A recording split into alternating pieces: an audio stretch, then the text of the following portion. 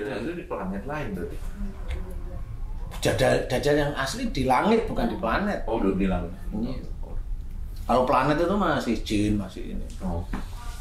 Nah itu yang jadi ya. Pintu-pintunya ditutup apa aja jadi Ustaz kalau biar Dajjal ini enggak? Dajjal itu sebenarnya. Jadi harus bertahu. Sebenarnya Dajjal itu masuk kalau kita itu ingkar dengan satu ayat itu Dajjal sama. Poinnya itu sebenarnya ya. Poinnya itu. Oke, siap.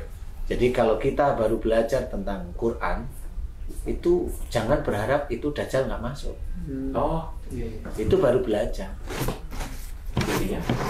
Yang Dajjal masuk itu pada saat pengamalannya salah atau dia menolak.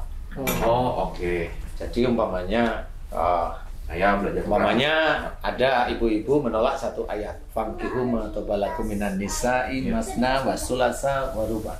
Ya. Itu Dajjal masuk sudah.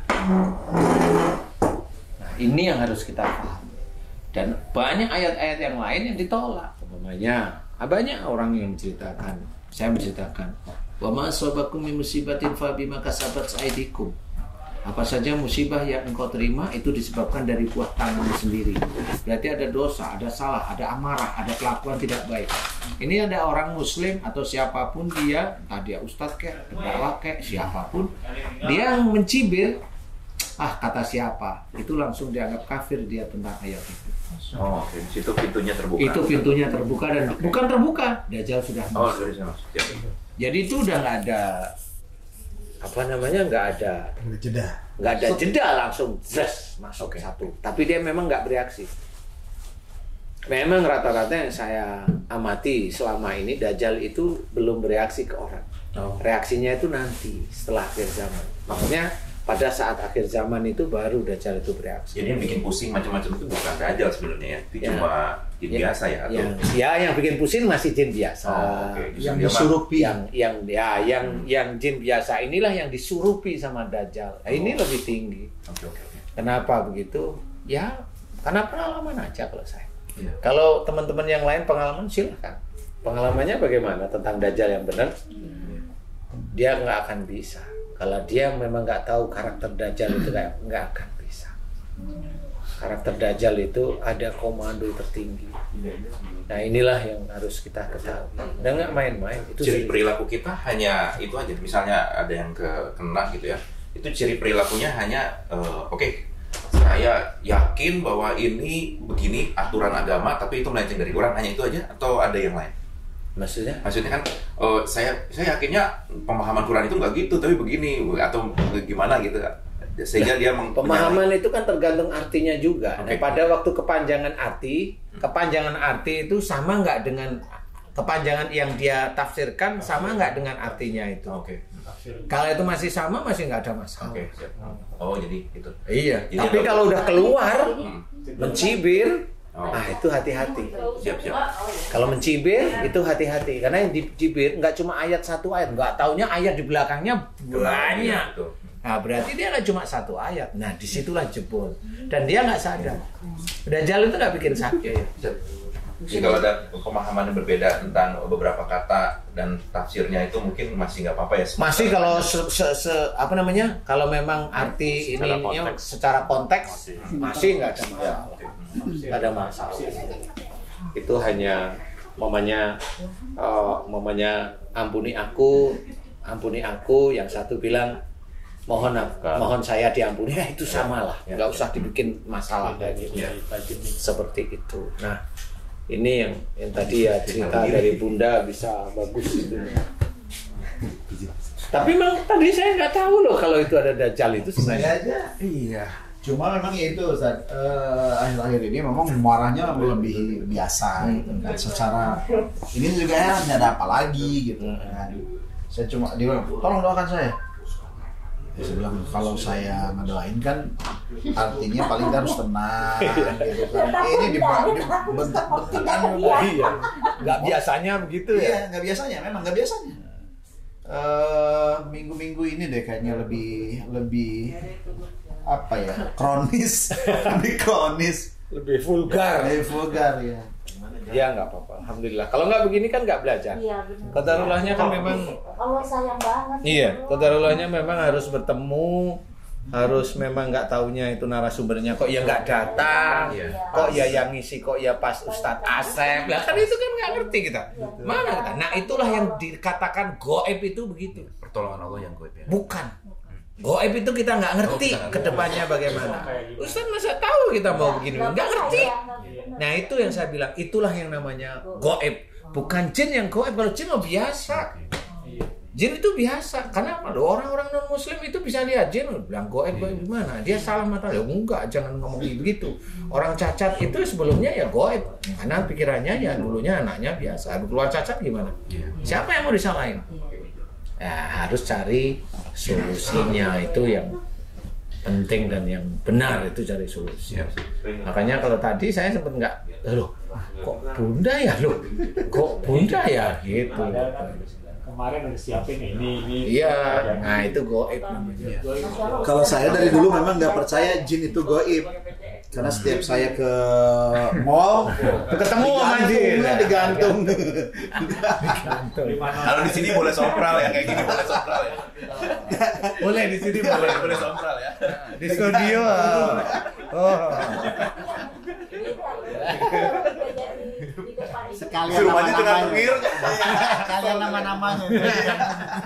Kalian nama-nama. Awalnya nggak mau ketemu Ustaz, saya mau pergi. Saya bilang Iya, bilang ke saya tadi. Bilangnya nggak jadi, saya bilang itu saya nggak mau jadi. Di lorong itu, lorong Oh, toilet. gitu. Aku Nah, terus saya juga Ustaz taunya itu Dajjal ketahuan ya. Tahu karena kalimatnya saya hafal. Kalimatnya itu hafal saya. Nantang juga tadi. Iya. Tahu kenapa? Nunjuk-nunjuk juga tadi. Ada, tapi ada kalimat-kalimat tertentu yang ini Dajjal gitu loh Pak Haji. Lupa saya tadi, tapi saya langsung saya lihat dengerin omongan, karena omongan itu yang bisa saya mendeteksi dulu ini siapa yang di dalam itu. Ini dukun atau ini jin atau ini ilmu atau ini. Kalimatnya saya dengerin dulu kalimat. Saya urut aja. Kamu sering menghancurkan saya. Nah, kalau waktu tadi, itu ketahuan langsung. Kamu sering menghancurkan. Saya nggak mau ketemu sama kamu, masih diem ini. Karena kamu sering ngancurin saya. Nah, Dajjal. Dah langsung ketemu saya. Oh, ini Dajjal. Ya kan apa? Gak mau ketemu lagi.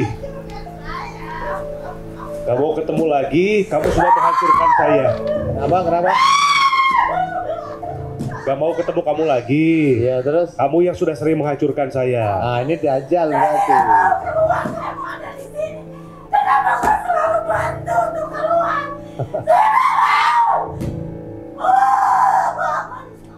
Kalimat itu yang, oh ini Dajjal. Karena kalau jin nggak mungkin. Jin ya keluar aja ya. Keluar aja. ini yang penting nih, Ustaz. Jadi kalau untuk orang masyarakat biasa gitu ya, mendeteksi sebenarnya yang ada di saya ini Dajjal apa jin apa itu, apa bisa mendeteksi diri dengan perilaku saya yang aneh atau menentang Allah atau apa kayak gitu, ada ciri-ciri kayak gitu nggak sih? Ada banyak sebenarnya ciri-ciri itu nggak bisa langsung. Umpamanya belajar sekarang langsung tahu nggak bisa. Tahu kita. Oh. Iya, karena belajar itu gini. Untuk umpamanya- mendeteksi diri sendiri. Iya, contoh umpamanya. Contoh seseorang yang dia sholat rajin, puasa rajin, baca Quran rajin. Tiba-tiba kalau dia tahajud, dia ada yang ngomong, ngapain kamu sholat? Oh. Terus maki-maki Allah umpamanya. Nah, itu dari mana? Coba ceritain itu. Itu siapa itu yang ngomong begitu?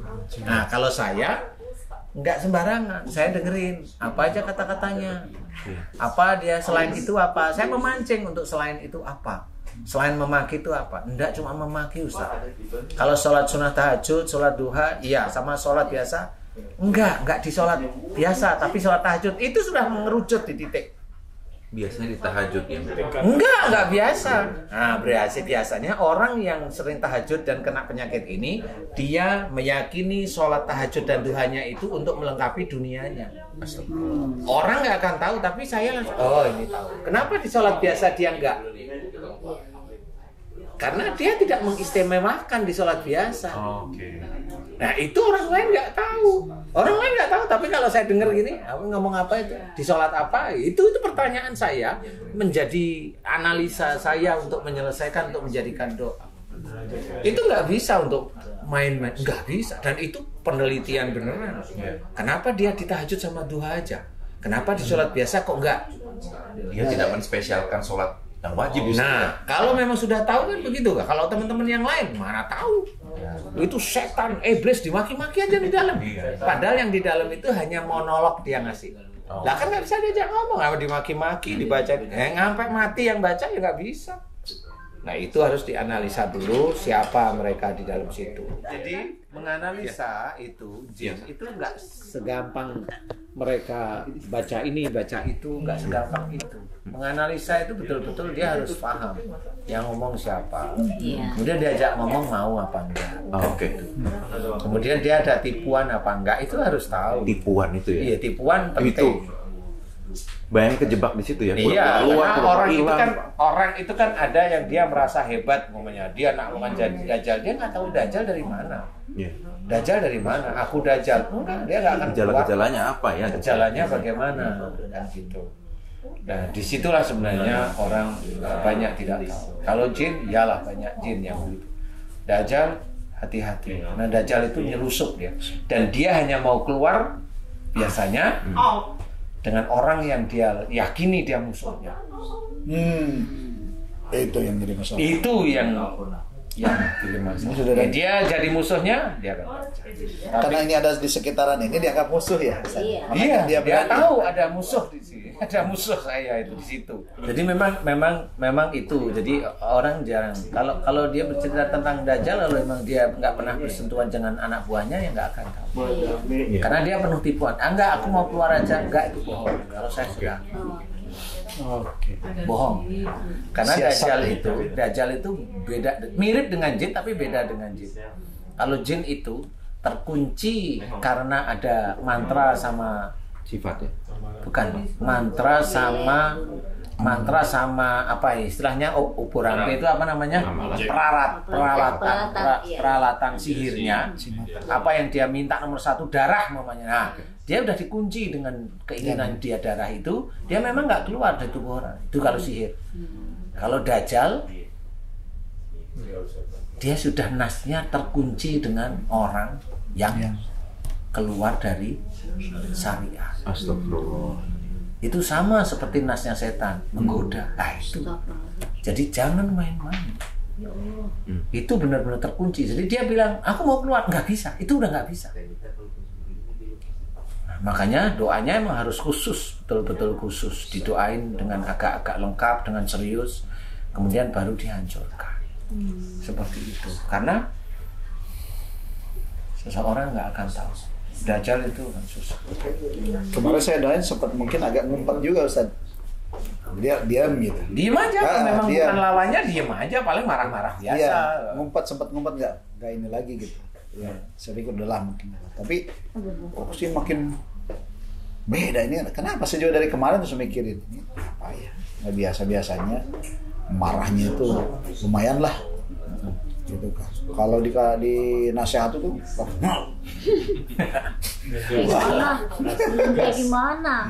Kan lupa namanya juga kesuripin. Itu kalau itu- begitu kita kayak blank ya. Iya. Kayak bukan diri kita Ustaz. Iya. Saya sadarin tapi kayak melayang gitu. Nah, yang paling nanti untuk memudahkan biar tidak blank itu ada Iya. kuncinya. Kalau ada orang bicara, siapapun belajar untuk mengerti. Jangan belajar untuk ngomong. Nah, kalau biasa belajar ngomong, biasanya nanti kalau udah kena sihir masuk atau jin masuk ke blank terus. Tapi kalau mengerti ini, enggak ada kekuatan lain di antara, karena ada rasa hormat. Hormat itu Allah. Ada rasa menghormati, menghargai itu Allah karena Allah. Nah, itu biasanya ya enggak terlalu tertembus banget lah. akhlak. Ustaz, kalau doa saya mohon ampunnya apa ya? Ya udah mohon ampun sehari-hari sama menyenangkan suami aja. Itu susah. Gimana? Nggak apa-apa, saya Makan. Kita jalan-jalan ke Jogja ya. Bulan depan, boleh bulan depan. Insya Allah lah. Biar COVID-nya biar Iya. tenang dulu lah. Saya minta ampun aja Ustaz ya. Saya kan nggak tahu dosa yang mana itu ya. Minta ampun aja semuanya Ustaz. Tapi tidak khusus. Sebenarnya saya itu kadang-kadang sering nyeletuk kalau mohon ampun. Iya. Mohon ampun kepada Allah Ta'ala kalau kita sering melanggar apa firman Allah yang ada dalam Quran sejak akhir balik hingga akhir itu doa paling lengkap. Itu doa paling lengkap. Memang doa itu tidak diajarkan secara hadis ini baca ini umpamanya, enggak, tapi itu lengkap. Karena kita mau doa lewat mana, kurang aja ya. Yang lengkapnya yang begitu. Iya. Jadi itu sudah menurut saya sudah mencakup lah ya. Doa-doa yang lain itu boleh dipakai, bagus pakai aja. Yang penting ya kalau tobat itu ya doanya doa tobat, jangan mau tobat doanya makan ya. Makanya tomat lagi. Tobat maksiat. Dan harus dengan tindakan ya Ustaz. Iyalah harus. Tapi suami aja udah bilang kalau udah ampuni saya, ya emang harus dengan tindakan, harus belajar untuk tidak gampang emosi. Kalau sayang banget ya sama. Iyalah. Insya Allah, terima kasih. Jadi minta maafnya menyentuh banget ya, tes. Oh ya, harusnya di syuting juga tadi. Pasan udah tadi. Masuk. Karena kenal dekat gitu.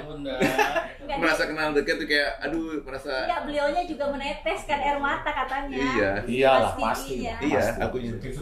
Pastinya maksudnya. Iya, aku juga. Pasti. Merasa karena Yang enggak itu kayaknya satu deh yang enggak itu. Mas Dolisil. Nangis enggak? Enggak. Oh yang bener. Nangis itu dari pagi nangis. Karena goreng-gorengnya orang ono.